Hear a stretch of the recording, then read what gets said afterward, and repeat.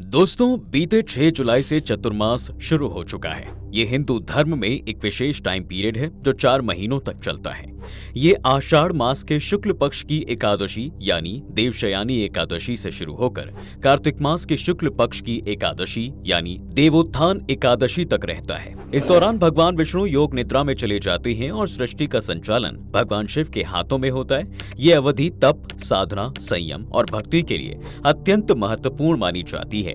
इस लेख में हम चतुर्मास के महत्व, इसकी पौराणिक कथा, नियम और लाभों को विस्तार से समझेंगे। दोस्तों, चतुर्मास शब्द संस्कृत से लिया गया है जिसका शाब्दिक अर्थ है 4 महीने। चतु प्लस मास। ये अवधि आषाढ़, श्रावण, भाद्रपद और कार्तिक मास को समेटती है। धार्मिक दृष्टिकोण से ये समय आत्मशुद्धि, भक्ति और धर्म के पालन का प्रतीक है। जी हाँ, इस दौरान भक्त विशेष नियमों का पालन करते हैं ताकि आध्यात्मिक उन्नति प्राप्त कर सकें और अपने पापों से मुक्ति पा सकें। चलिए अब इसकी पौराणिक कथा को जानते हैं। देखिए, पद्म पुराण और स्कंद पुराण में चतुर्मास की महिमा का वर्णन भी मिलता है।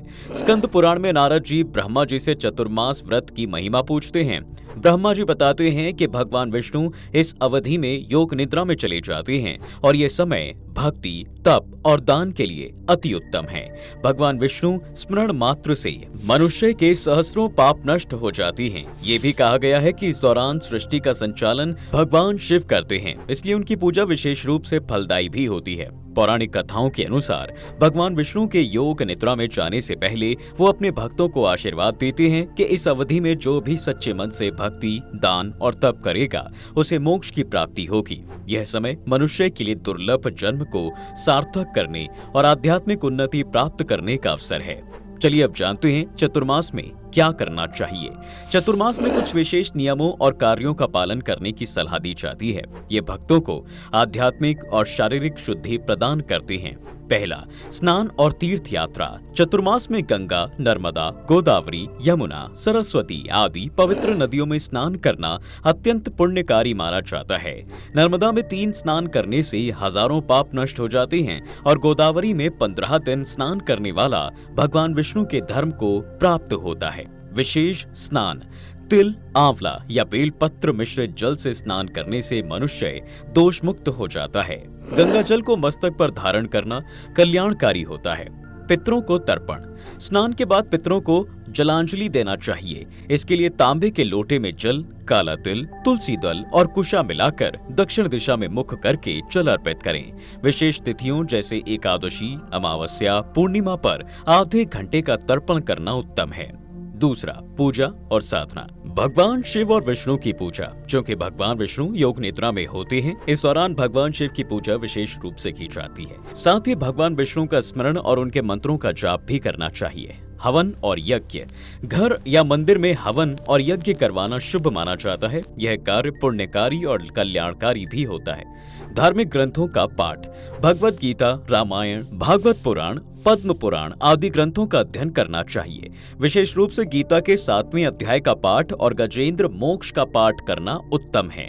मंत्र जाप और ध्यान। चतुर्मास में मंत्र जाप और भगवान का ध्यान करना अत्यंत फलदायी है।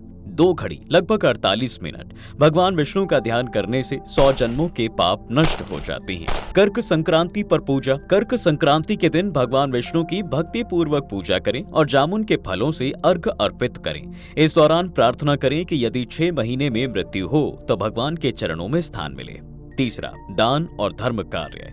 अन्न और जल का दान। अन्नदान को सबसे उत्तम दान माना गया है। जल, दूध, दही, मट्ठा, साग, चंदन, अगर, धूप और फल का दान भी पुण्यकारी है। गौदान और विद्यादान। गौदान, भूमिदान और विद्यादान करने से पूर्वजों का उद्धार होता है। जरूरतमंदों की सहायता। गरीबों को भोजन, वस्त्र, दवाइयाँ या धन दान करना चाहिए। यह कार्य विशेष रूप से शुभ फल देता है। वृक्षारोपण।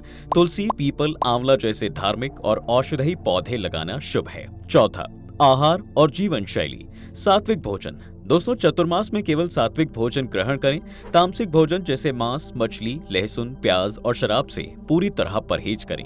एक समय भोजन। जो लोग चतुर्मास में एक समय भोजन करते हैं उन्हें द्वादशाह यज्ञ का फल मिलता है। केवल दूध या फलाहार पर रहने से बड़े बड़े पाप नष्ट हो जाते हैं। परिमित भोजन।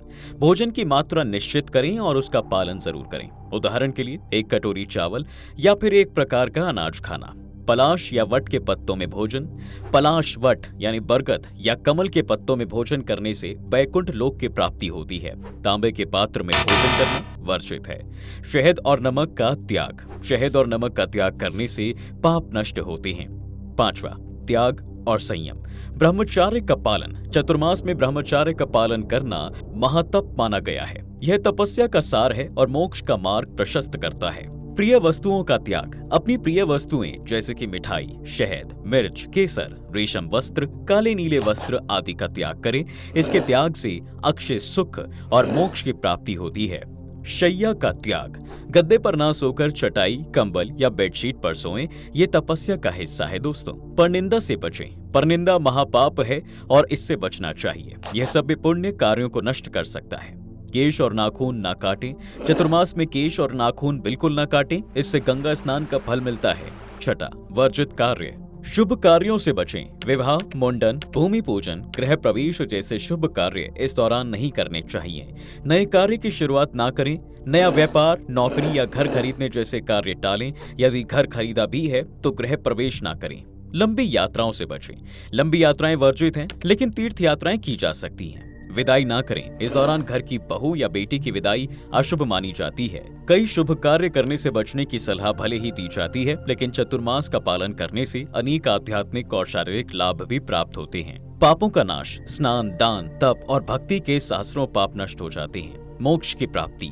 भगवान विष्णु का स्मरण, ब्रह्मचार्य और सात्विक जीवन शैली मोक्ष का मार्ग प्रशस्त करती है।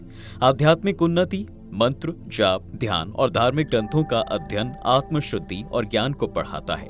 पूर्वजों का उद्धार। पितरों को तर्पण और दान करने से पूर्वजों का उद्धार होता है। स्वास्थ्य लाभ। सात्विक भोजन, परिमित आहार और संयम से शारीरिक और मानसिक स्वास्थ्य में सुधार होता है। अक्षय पुण्य। दान, यज्ञ, हवन और तीर्थ स्नान से अक्षय पुण्य की प्राप्ति होती है। दोस्तों, चतुर्मास में संकल्प लेना और नियमों का पालन करना बेहद अहम है। देवशयानी एकादशी के दिन भगवान विष्णु और शिव की पूजा के बाद ही जल लेकर संकल्प लें। इसके बाद 4 महीने तक संकल्प का पालन करें। नियमों का चयन अपनी सामर्थ्य के अनुसार करें, जैसे कि प्रतिदिन भगवान का नाम जपना, सूर्य को जल अर्पित करना, गीता, रामायण या अन्य ग्रंथों का पाठ करना, एक समय भोजन या फलाहार करना, विशेष तिथियों पर उपवास करना। तो कुल मिलाकर दोस्तों, चतुर्मास भक्ति, तप और संयम का वो पवित्र समय है जब मनुष्य अपने जीवन को सार्थक कर सकता है। इस दौरान किए गए सात्विक कार्य, दान और तपस्या न केवल आध्यात्मिक उन्नति प्रदान करते हैं, बल्कि जीवन को पवित्र और सुखमय भी बनाते हैं। शास्त्रों में वर्णित नियमों का पालन करके और भगवान विष्णु व शिव की भक्ति करके भक्त मोक्ष के पथ पर आगे बढ़ सकता है। तो ये थी आज की वीडियो। अगर ये वीडियो आपको अच्छी लगी हो तो वीडियो को लाइक कर चैनल को सब्सक्राइब जरूर करें।